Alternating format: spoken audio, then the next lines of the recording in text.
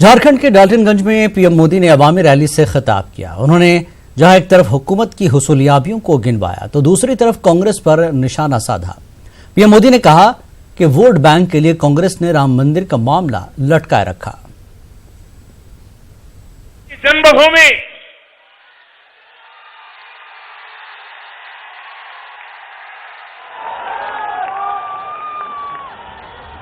भगवान राम की जन्मभूमि अयोध्या का विवाद भी इन लोगों ने दशकों से लटकाया हुआ था।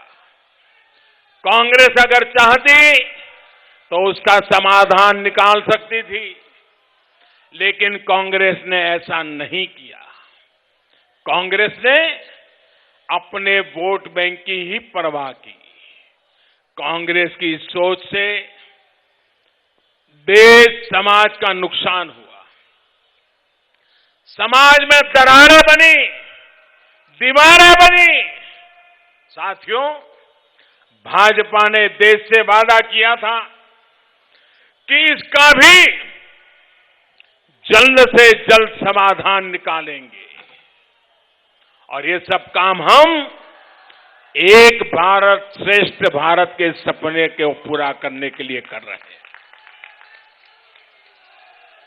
भारत एक हो, भारत श्रेष्ठ हो, जन जन से जुड़ा हुआ हो, इसलिए एकता के मंत्र को लेकर के आगे बढ़ रहे हैं। और आज देखिए, आज राम जन्मभूमि से जुड़ा विवाद हल हो चुका है।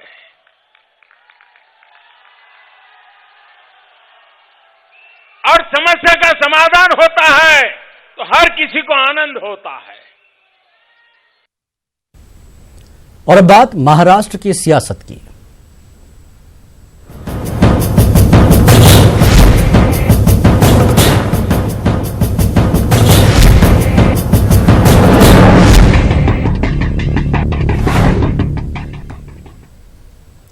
महाराष्ट्र पर वजीर आला देवेंद्र फडणवीस को कल तक के लिए सुप्रीम कोर्ट से राहत मिल गई है। अदालत ने फरीकैन का मौक़िफ़ जानने के बाद फैसला कल तक के लिए महफूज रख लिया है। अदालत उज़्मा में आज शिवसेना, एनसीपी और कांग्रेस की अर्जी पर समाअत हुई। सॉलिसिटर जनरल तुषार मेहता ने कहा कि अक्सरियत होने पर ही सदर राज हटाया गया। अजित पवार ने 22 नवंबर की हिमायत का मकतूब सौंपा था, जिस पर 54 अरकान असेंबली के दस्तखत थे। शिवसेना, एनसीपी और कांग्रेस के वकीलों ने अदालत से फौरी फ्लोर टेस्ट और फ्लोर टेस्ट की वीडियोग्राफी कराने की अपील की।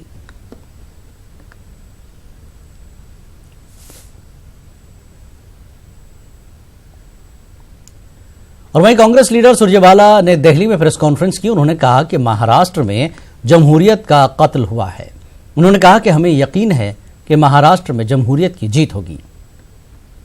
देश के उच्चतम न्यायालय ने भारतीय राष्ट्रीय कांग्रेस, शिवसेना और राष्ट्रवादी कांग्रेस पार्टी की संयुक्त याचिका पर दोनों पक्षों की बहस सुनी। भारतीय राष्ट्रीय कांग्रेस, शिवसेना और एनसीपी की ओर से स्पष्ट तौर से हमने फिर दोहराया कि महाराष्ट्र में प्रजातंत्र की हत्या हुई है और जनादेश को धूमिल कर संविधान को पांव तले रोन दिया गया है, और एक नाजायज भारतीय जनता पार्टी और अजीत पवार जी की अल्पमत वाली सांझी सरकार वहां बनाई गई है। इसलिए अनुरोध किया गया उच्चतम न्यायालय को हमारे पक्ष की ओर से कि एक फ्लोर टेस्ट यानी जनमत को साबित करने के लिए विधायकों की संख्या का टेस्ट फौरी तौर से ऑर्डर किया जाए, ताकि ये साबित हो जाए कि बहुमत महाराष्ट्र के विकास के गठबंधन कांग्रेस, एनसीपी और शिवसेना के गठबंधन के पास है। सुप्रीम कोर्ट को हमने 154 विधायकों के शपथ पत्र भी दिखाए, जो ये साफ साबित करता है कि एनसीपी, कांग्रेस और शिवसेना के पास संपूर्ण बहुमत है, क्योंकि वो आंकड़ा 145 का है और 154 विधायक साथ हैं। जैसे ही बाकी विधायक भाजपा की जेल से छूट जाएंगे तो ये संख्या और बढ़ने वाली है। आदरणीय उच्चतम न्यायालय ने दोनों पक्षों के बहस को सुनकर मामला आरक्षित किया है और ये निर्णय कल 10:30 बजे वो सुनाएंगे, ऐसा उन्होंने आदेश दिया है। एनसीपी लीडर नवाब मलिक ने कहा कि हम चाहते हैं कि जल्द से जल्द फ्लोर टेस्ट हो। उन्होंने ये भी कहा कि एनसीपी, शिवसेना और कांग्रेस अरकान की तायद के दस्तावेजात गवर्नर को दिए गए हैं। स्थापना को लेकर जो याचिका सुप्रीम कोर्ट में की गई थी, उस पर कल सुबह 10:30 बजे सुप्रीम कोर्ट फैसला देगा। निश्चित रूप से उसके बाद हम अपनी रणनीति तय करेंगे। 165 का संख्या बल हमारे साथ है। जल्द से जल्द फ्लोर टेस्ट हो, हम चाहते हैं। फ्लोर पे सरकार को हम प्रयास करेंगे और हमने राज्यपाल महोदय के पास तीनों दलों के समर्थन की चिट्ठी दे दी है। हमें डर लगता है कि सत्ताधारी जो आज हैं, फ्लोर पे हारने के बाद कहीं राष्ट्रपति शासन फिर ना लगा दे, इसलिए हमने राज्यपाल महोदय के पास शिवसेना, राष्ट्रवादी कांग्रेस और कांग्रेस के विधायकों की चिट्ठी दे दी है। 160 से अधिक विधायकों के दस्तखत हैं। 165 विधायकों का संख्या बल हमारे पास है। हम कल 10:30 बजे तक इंतजार करेंगे। हम चाहते हैं कि जल्द से जल्द फ्लोर टेस्ट हो ताकि हम पटल पर सरकार को हरा पाएं। कांग्रेस लीडर अशोक चौहान और शिवसेना लीडर एकनाथ शिंदे ने बीजेपी पर निशाना साधा है। उन्होंने कहा कि फडणवीस को जल्द इस्तीफा देना चाहिए। उन्होंने कहा कि जो खत अजीत पवार ने गवर्नर को सौंपा है वो जाली है। उन्होंने कहा कि हमारे पास अक्सरियत है और हम ये साबित करेंगे। 62 एमएलए जो है उनका समर्थन पत्र यहाँ पर राज्यपाल महोदय जी को दिया हुआ है और लोकशाही में जो नंबर्स है, मेजॉरिटी है, उसको ही महत्व है और इसलिए हम चाहते हैं जो सरकार स्थापित हुई है 23 तारीख को, वो अल्पमत वाली सरकार है, वो बहुमत साबित नहीं कर सकती है और इसलिए उस सरकार ने इस्तीफा देना चाहिए और जिनके पास बहुमत है उनको मौका मिलना चाहिए। The letter submitted by Mr. Ajit Pawar to the governor is a fake letter. All these signatures were never given for supporting the BJP. NCP was never with BJP. These letters were signed to be handed over to the alliance of Congress, NCP and the Shiv Sena together to the governor, which he has misused. So yesterday he was removed from the leadership of the NCP and today we have submitted a fresh letter to the governor which shows a letter of 162 MLA supporting the alliance of our three parties. Shiv Sena, NCP और कांग्रेस लीडरों के एक वफ्द ने आज राजभवन में governor से मुलाकात की और उन्हें एक खत सौंपा जिसमें 162 अरकान की हिमायत हासिल होने का दावा किया गया। तीनों पार्टियों के वफ्द में जयंत पाटिल, शिंदे, थोराट, विनायक रावत, अबू आसिम आजमी, केसी पदवी शामिल थे।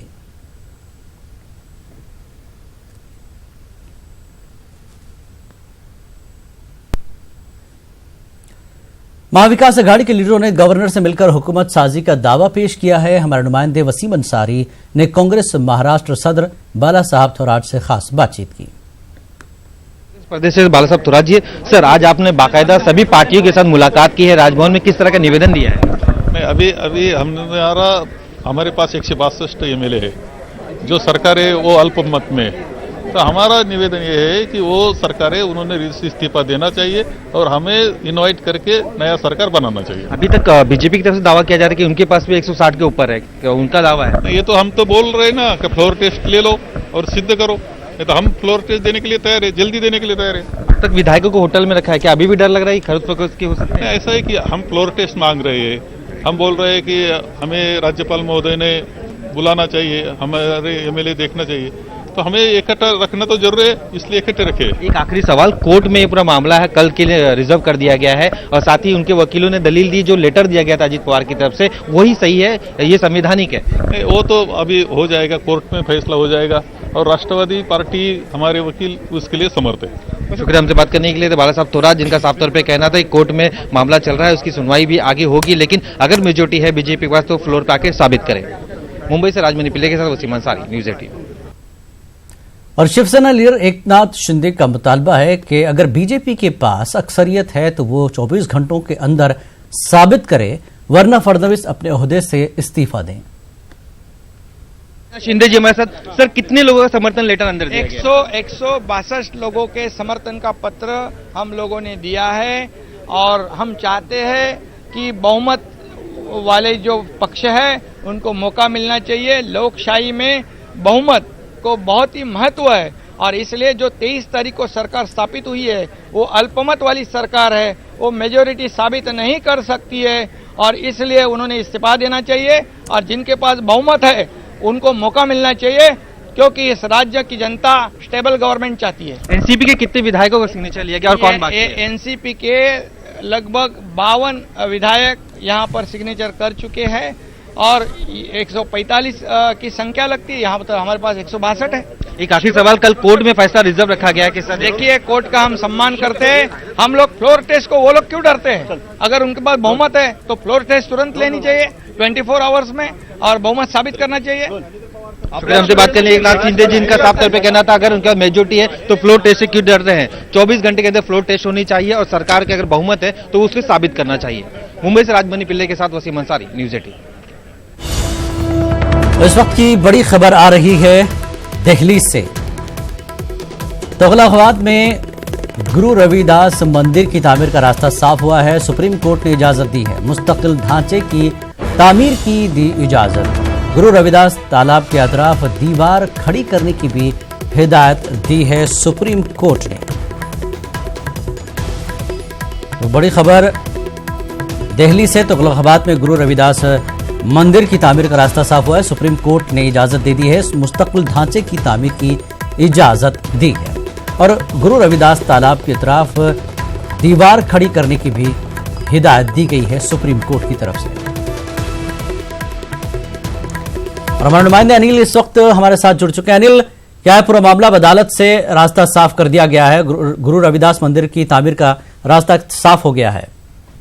निश्चित तौर पर एक बहुत बड़ी खबर है, खासकर संत रविदास के जो भक्त हैं उनके लिए और जो उनके अनुयायी हैं उनके लिए काफी अच्छी और खुशखबरी है सुप्रीम कोर्ट की तरफ से। सुप्रीम कोर्ट ने अपने फैसले में सुनवाई करते हुए उन्होंने कहा है कि जो मंदिर की इमारत है वो एक अस्थायी इमारत होगी, ना कि कोई लकड़ी का बना कोई अस्थायी कैबिन। ये साफ हो गया है कि जो ये इमारत होगी एक परमानेंट स्ट्रक्चर वहां पे तैयार होगा। और इससे पहले भी हमने देखा था कि जब 10 अगस्त 2019 को डीडीए की तरफ से मंदिर जब ध्वस्त कर दिया गया था तो काफी बड़ी संख्या में लोग वहां पहुंचे थे और काफी विरोध प्रदर्शन वहां पे किए थे और पुलिस ने भी करीब 96 लोगों को गिरफ्तार की थी। इसके बाद कांग्रेस के कई नेताओं ने सुप्रीम कोर्ट में याचिका दायर की थी और उन्हीं याचिकाओं को आधार पे सुप्रीम कोर्ट ने आज एक अहम फैसला लिया है और फैसले में उन्होंने कहा कि वहां एक परमानेंट स्ट्रक्चर होगा जिसमें जो डीडीए हैं और भी जो उनसे संबंधित विभाग हैं उनको उससे सहयोग करना होगा। जी, डीडीए का क्या कहना था इस पर, क्योंकि मामला इन दोनों के बीच ही लटका हुआ था? निश्चित तौर पर डीडीए ने कहा था कि वो जो स्ट्रक्चर बना है खास करके वो अवैधानिक है, मतलब वैधानिक नहीं है, उसको लेकर के डीडीए लगातार अपनी बात रखती रही।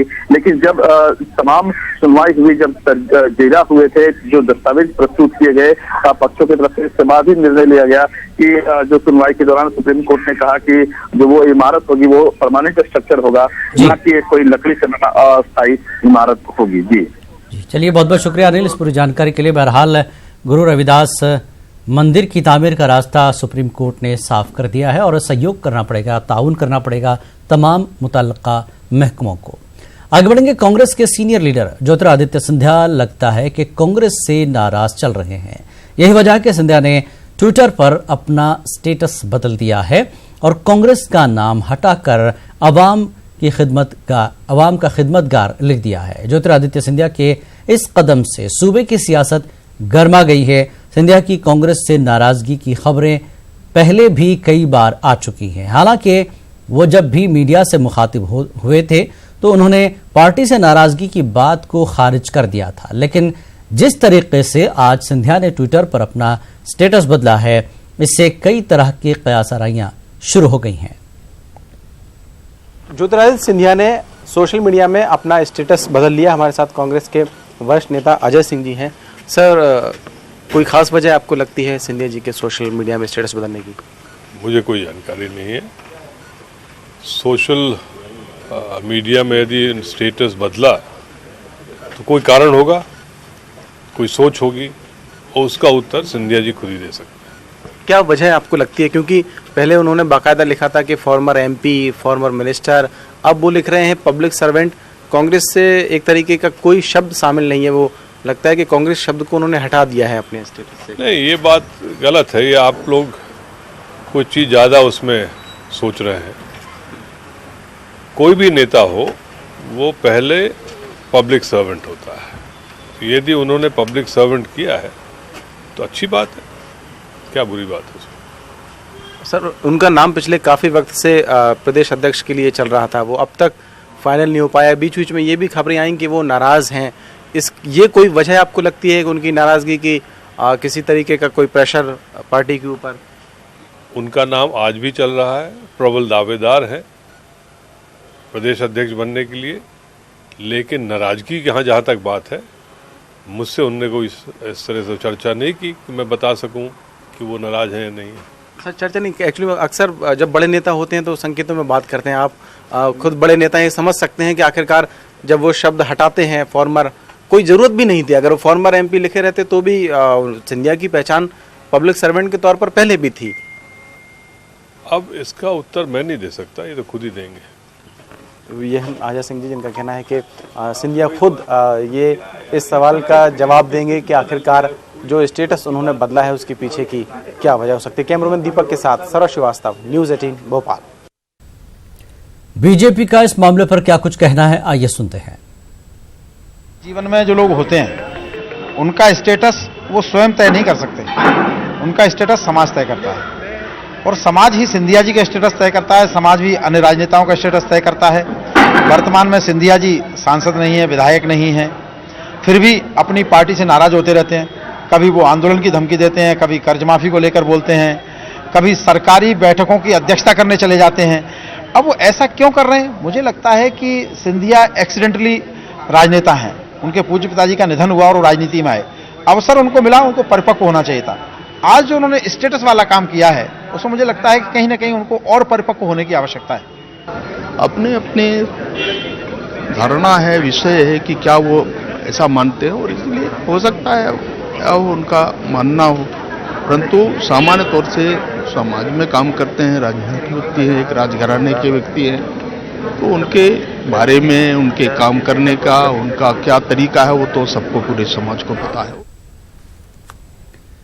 बेंगलुरु की मस्जिद अहले हदीस चारमीनार ने दीगर मस्जिदों के लिए मिसाल कायम की है। जी हां, मस्जिद के अंदर ही खून के अतिये का एक रोज़ा कैंप मुनक्किद हुआ।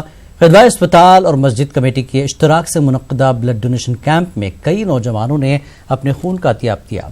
लोगों ने पहले नमाज अदा की और उसके बाद कई नौजवानों ने खून का अतिया किया, यानी अल्लाह के हुकूक और बंदों के हुकूक को एक साथ अदा करने की खूबसूरत मंजर यहाँ देखने को मिला।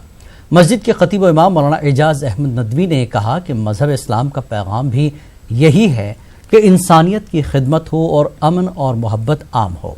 बेंगलुरु के मुस्लिम अक्सरियती इलाके शिवाजी नगर में मौजूद इस मस्जिद में हर माह 200 से ज़ायद गरीब मरीजों की इमदाद फराहम की जाती है।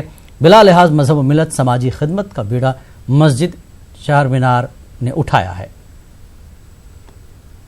अल्हम्दुलिल्लाह ये बहुत ही नेक कदम है और इससे बहुत सारे आवाम को फ़ायदा होगा और मस्जिद का मकसद ही यही है जो आवाम के फ़ायदे के लिए इस्तेमाल किया जाए और हमारी शरीयत भी इसकी इजाज़त देती है। कुरान मजीद में तो अल्लाह ताला ने यहाँ तक कहा कि अगर किसी इंसान की जान को बचा लिया गया तो उसने सारी इंसानियत को बचा लिया। तो ब्लड डोनेशन जो है एक बहुत बड़ी खिदमत है।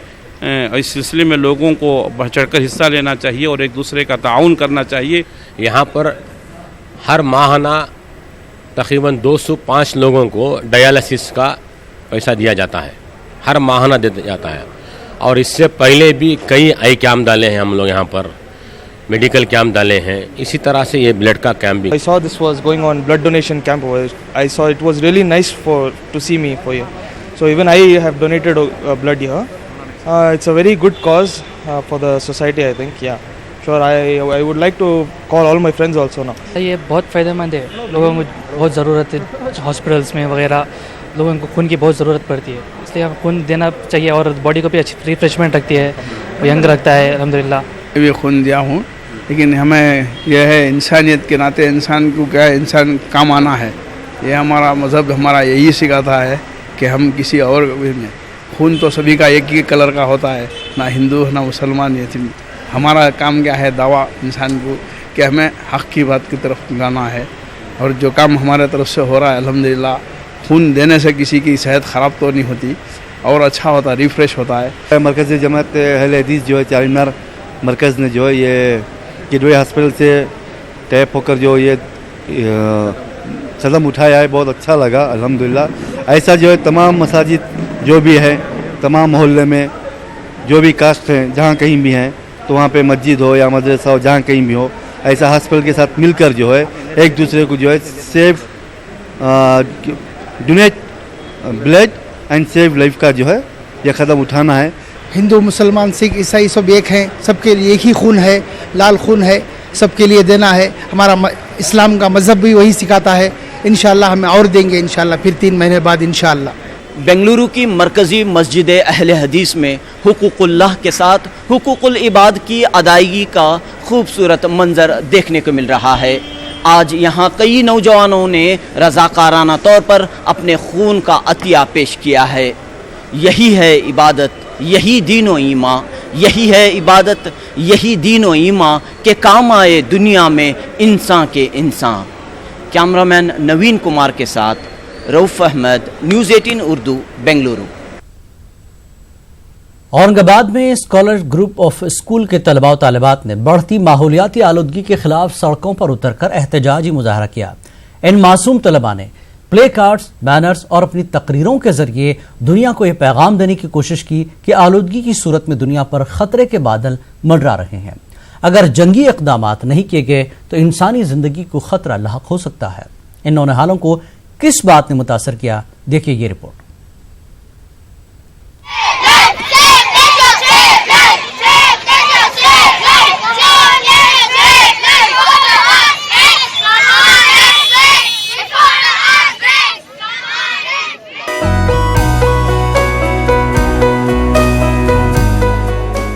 न्यूयॉर्क सिटी से ताल्लुक रखने वाली 16 साला तालिबा ग्रेटा थंबर माहौलियाती आलूदगी के खिलाफ आलमी सतह पर होने वाले एहतजाज की अलामत बनकर उभरी है।